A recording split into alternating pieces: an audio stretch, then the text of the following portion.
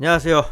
대한민국에서 제약바이오를 가장 쉽고 정확하게 설명해준다고 자부하는 남자 이석현입니다. 본격적으로 제넥신 들어가기에 앞서서 제가 몇 가지 안내 말씀 드릴 게 있는데요. 저를 비롯한 대기업에 소속된 모든 멘토분들께서는 각자 맡으신 산업과 종목이 있으세요. 저 같은 경우에는 제약바이오가 되겠죠. 어떠한 상황이 되더라도 제가 맡은 부분에 대해서는 끝까지 책임의식을 다해서 제가 좀 기자 정신도 이제 포함을 해서 여러분들한테 이제 알고자 하는 내용 전달 드릴 수 있도록 최선을 다할 테니까 지켜봐 주시면 좋을 것 같고요. 그리고 제가 지난 시간에 개요 영상을 하나 촬영해 드린 게 있는데 그거 꼭 보고 오세요. 왜냐면은 그거를 보고 오셔야 여러분들과 저 간에 이제 공통 분모가 생기게 되고요. 그리고 제가 물론 이제 제넥신에 대해서 필요하다고 생각되는 부분은 언급을 드릴 테지만 매번 똑같이 개요 영상 때처럼 자세하게 이렇게 언급을 해드릴 수는 없기 때문에 그거를 꼭 보고 오시는 걸 추천드리고, 자, 제넥신 시작해 보도록 하죠.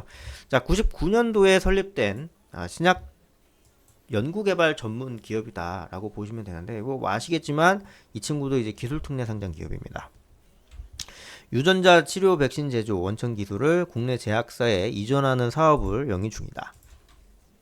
2009년 9월 코스닥 시장에 상장되어서 주식 거래가 개시되었고, 연결 대상 종속 법인으로 CDMO 서비스 기업인 SL포젠을 보유하고 있는 상황입니다. 네.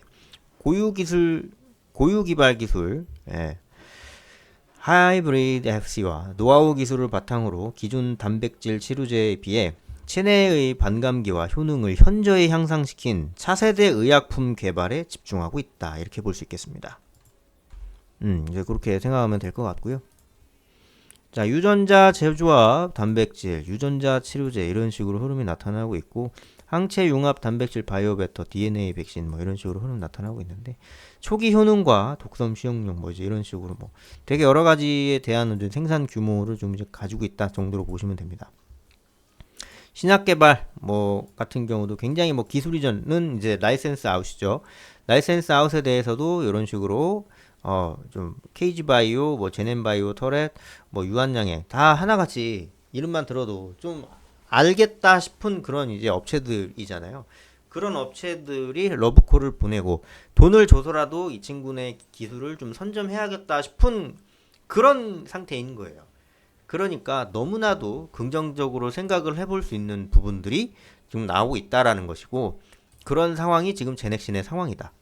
기술 이전이 이렇게 활발하게 되고 있다라는 건요, 이 친구가 있어도 뭔가 단단히 있다는 거예요. 앞으로, 그러니까 이 중에서 한두 개만 건져가지고 진짜로 성공해도 이 친구 날아갑니다.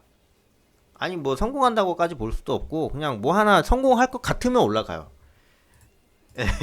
성공할 것 같으면 올라갔다가 또 정말로 성공하면 살짝 좀 빠졌다가 매출 발생되면 위로 올라가는 이제 그런 이제 복잡 단단한 구조를 보여주고 있거든요. 이 친구가 원래 그래요.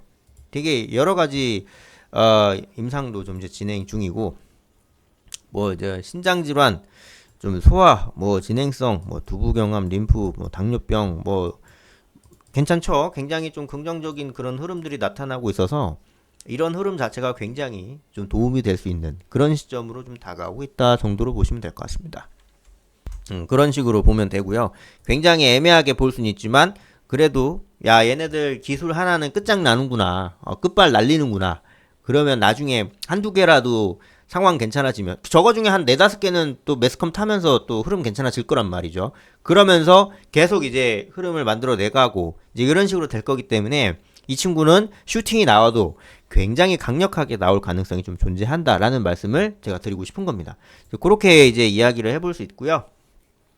차트적인 부분을 보시면 진짜 전형적인 제약바이오 흐름을 보여줬다라고 얘기를 하면은 제대로 된 표현입니다. 이건 그 전형적인 제약바이오 흐름을 보여줬다라고도 볼 수 있고, 또 한편으로는 상장된 지가 얼마 안 돼요. 3년 차 21, 22, 23, 24 4년 차에 접어들게 되고 있고 3년 정도 된 상황인데, 그런 식으로 이제 보면 되는 거고, 근데 어쩔 수가 없어요. 이게 상장되면요, 그러니까 상장은 곧 엑시트다라는 말이 있을 정도로, 그러니까 모든 기업들, 그러니까 비상장 기업들, 상장되지 않은 친구들은요, 상장을 목적으로 한다라고 해도 과언이 아니에요. 그러니까 물론 이제 뭔 말 같지도 않은 소리냐 이럴 수 있어요. 상장이라는 건 뭐예요? 기업을 공개함으로써 100% 내 소유였던 거를 주주들이랑 나눠 가짐으로써 야 너네들 돈 좀 내라 이런 식으로 해서 돈을 이제 흡입을 해서 많이 모은 돈으로 더 빠르게 성장하기 위해서 상장을 하는 건데 실상은 상장하면 엑시트다라는 말이 있을 정도로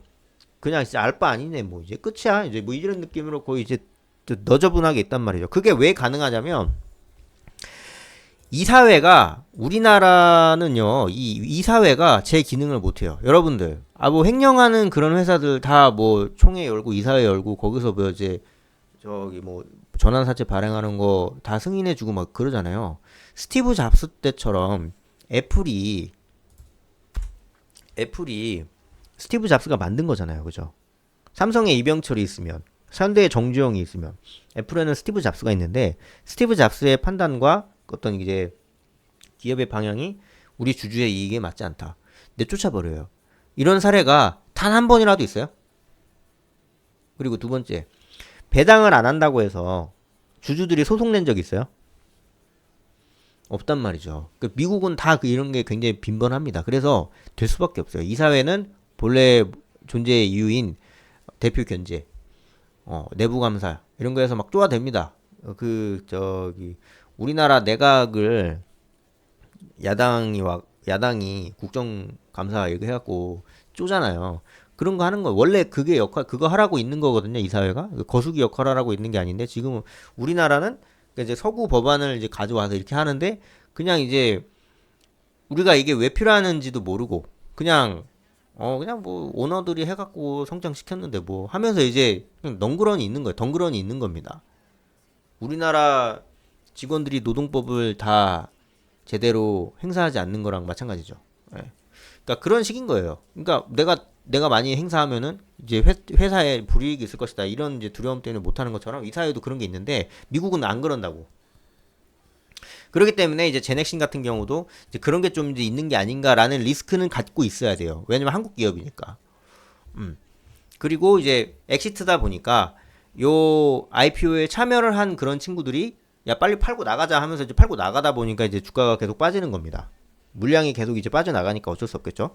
이제 그런 식으로 이제 가는 거고, 예, 그런 식으로 이제 보면 되는 거기 때문에 상당히 좀 저기하게 볼 필요는 있겠다라는 생각이 좀 이제 들어요. 이런 시점에서 이 친구들의 어떤 그런 이제 DNA 벡터 기술, 면역 증강 기술을 통해서 뭐 이제 자궁 경부암 치료 백신 이런 것도 굉장히 많이 좀 절찬리에 좀 만들고 있는 그런 시점이고 두부경부암 뭐 이런 것도 이제 굉장히 좀 코호트 임상 시험에 뭐 돌입했다 이런 얘기들도 나오고 있기 때문에 차후에 어떤 그런 이제 부분들이 많이 이제 좋아질 수 있겠다라고 생각을 해볼 수는 있겠죠. 네.